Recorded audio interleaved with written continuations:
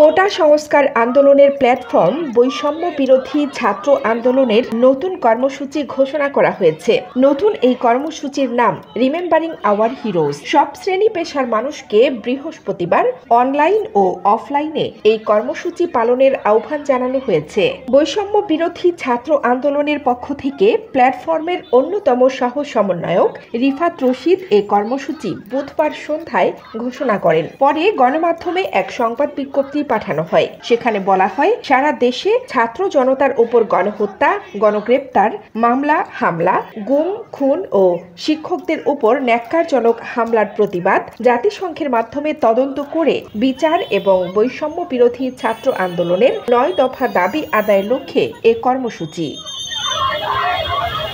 রিফাত ঢাকা বিশ্ববিদ্যালয়ের আন্তর্জাতিক সম্পর্ক বিভাগের স্নাতক তৃতীয় বর্ষের শিক্ষার্থী। কর্মসূচিগুলো হলো নির্যাতনের ভয়ঙ্কর দিন রাতের স্মৃতিচারণা, হতাহত ব্যক্তিদের নিয়ে পরিবার ও সহপাঠীদের স্মৃতিচারণা এবং আন্দোলনকে কেন্দ্র করে নির্যাতনের ঘটনা নিয়ে চিত্রাঙ্কন বা গ্রাফিতি, দেয়াল লিখন, ফেস্টুন ও ডিজিটাল পোর্ট্রেট তৈরি প্রভৃতি।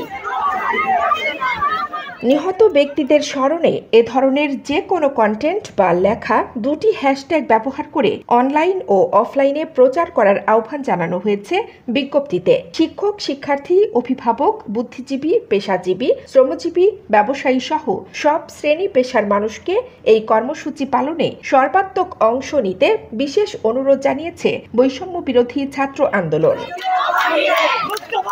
এর আগে কোটা সংস্কার আন্দোলন ঘিরে হত্যা, গণগ্রেপ্তার, হামলা, মামলা ও গুমের প্রতিবাদে বুধবার সারা দেশে মার্চ ফর জাস্টিস কর্মসূচি পালন করেছে বৈষম্য বিরোধী ছাত্র আন্দোলন। কানিজ ফাতেমা, নিপা, খবর সংযোগ।